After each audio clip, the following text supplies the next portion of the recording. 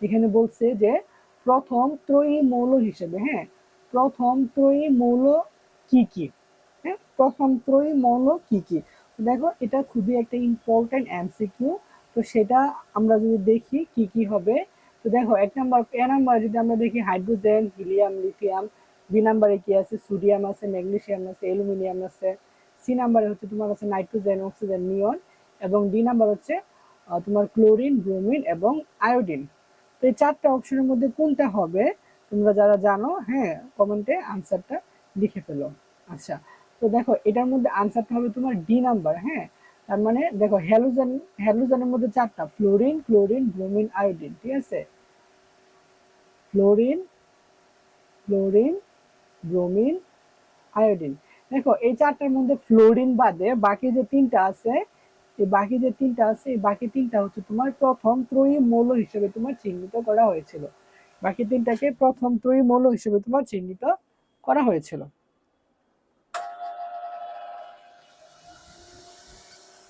তাহলে আনসার হচ্ছে আমার এখানে ডি।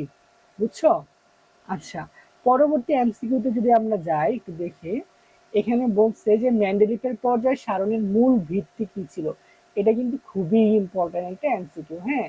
মেন্ডেলিফের পর্যায় সারণীর মূল ভিত্তি কি ছিল? আচ্ছা দেখো তো, ইলেকট্রন বিন্যাস, প্রোটন সংখ্যা, অষ্টক সূত্র নাকি বর সংখ্যা, কোনটা হচ্ছে মূল ভিত্তি ছিল? ঠিক আছে, তো এটার আনসার কি হতে পারে? তো এটার আনসার হচ্ছে তোমার ভর সংখ্যা। আনসার কি? ভর সংখ্যা। কেন? কারণ হচ্ছে মেন্ডেলিফের পর্যায় সারণীর যে মেন সূত্র ছিল সেখানে বলছিল যে হচ্ছে তোমার মৌলসমূহের ভৌত এবং রাসায়নিক ধর্মাবলী তাদের ভর সংখ্যা বৃদ্ধির সাথে হচ্ছে পর্যায়ক্রমে আবর্তিত হয়। মানে ভর সংখ্যা বৃদ্ধির সাথে পর্যায়ক্রমে আবর্তিত হয়। তাহলে হচ্ছে এখানে হচ্ছে তোমার মেন্ডেলিফের পর্যায় সারণীর মূল ভিত্তি হচ্ছে তোমার ভর সংখ্যা। আচ্ছা, তাহলে এটা আমরা আশা করি বুঝতে পারছি।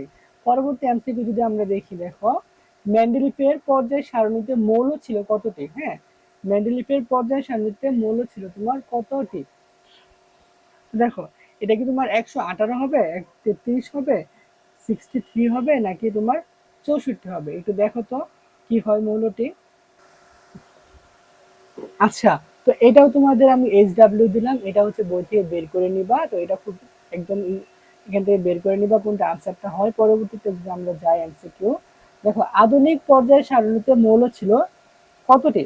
আচ্ছা, আধুনিক পর্যায় আধুনিক পর্যায় সারণীতে মৌল কতটি আছে সেটা আমরা অবশ্যই মুখস্থ জানি, এটা না পারা কোনো কথা না। সেটা হচ্ছে তোমার 118টি। তো আধুনিক পর্যায় সারণীতে মৌল কতটি? মৌল হচ্ছে তোমার 118টি। আচ্ছা, পরবর্তী এমসিকিউতে যদি আমরা যাই, দেখো মেন্ডেলিফের পর্যায় সারণীতে হচ্ছে তোমার পর্যায় ও গ্রুপ ছিল কতটি? হ্যাঁ, পর্যায় ও গ্রুপ ছিল কতটি? এটা কিন্তু খুবই ইম্পর্টেন্ট একটা কোয়েশ্চেন, হ্যাঁ, খুবই ইম্পর্টেন্ট একটা কোয়েশ্চেন। মেন্ডেলিফের পর্যায় সারণীতে পর্যায় এবং গ্রুপ ছিল কতটি? তো যদি দেখো আনসারটা কি হতে পারে? 7, 18, 12, 18, 18, 7 নাকি 12 এবং 8টি? তো এটার সঠিক আনসার হচ্ছে তোমার ডি, সেটা হচ্ছে 12 ও 8টি। ঠিক আছে, 12 অর 8, 12 ও 8 হচ্ছে তোমার এটার আনসার। তো এটা কি? এটা হচ্ছে মুখস্থ করবা। তার পরবর্তী এমসিকিউ যদি আমরা একটু দেখি, দেখো ইউপ্যাক, ইউপ্যাক এর পূর্ণ রূপ কি? দেখো এটা খুবই ইম্পর্টেন্ট একটা এমসিকিউ। তো এটা দেখো কি হয়, তোমরা একটু নিজেরা ট্রাই করো তো। তোমাদের 10 সেকেন্ড সময় দিলাম, তোমরা নিজেরা একটু চেষ্টা করো এটা কি হতে পারে। আচ্ছা, আমরা যদি দেখি, দেখো কি কি অপশন আছে। International union of physics and chemistry, এটা নাকি international union of pure and applied chemistry. তারপরে অপশন আছে হচ্ছে তোমার Indian union of pure and applied chemistry. আরেকটা অপশন হচ্ছে তোমার international union of physical and analytical chemistry. তাহলে এই যে তোমার এখানে চারটা অপশন আছে, এর মধ্যে তোমার সঠিক আনসার কোনটা? তো দেখো ইউপেক, এটা হচ্ছে একদম মুখস্থ করতে হবে। ইউপেকের ফুল ফর্মটা হচ্ছে তোমার বি নাম্বার আনসার। এটা international union of pure and applied chemistry. International union of pure and applied chemistry, এটা হচ্ছে তোমার আনসার এটার। বুঝছো? তার পরবর্তী এমসিকিউতে যদি আমরা যাই, দেখো এখন আমরা হচ্ছে পর্যায় সারণী থেকে একটা কোশ্চেন এখানে আসছে। সেটা হচ্ছে তোমার সবচেয়ে দীর্ঘস্থায়ী গ্রুপ কোনটি? হ্যাঁ, সবচেয়ে দীর্ঘস্থায়ী গ্রুপ কোনটি?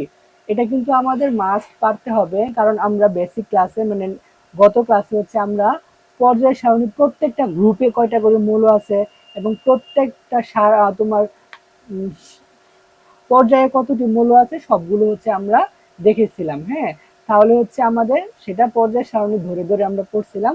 তো তোমরা যারা ক্লাসটি করছো তাহলে তারা হচ্ছে তোমার ইজিলি এটা বুঝতে পারবা। হ্যাঁ, তাহলে এটা আনসার কত হবে দেখো, 12 হবে, 12 নম্বর গ্রুপ, 18 নম্বর গ্রুপ, 8 নম্বর গ্রুপ নাকি 3 নম্বর গ্রুপ?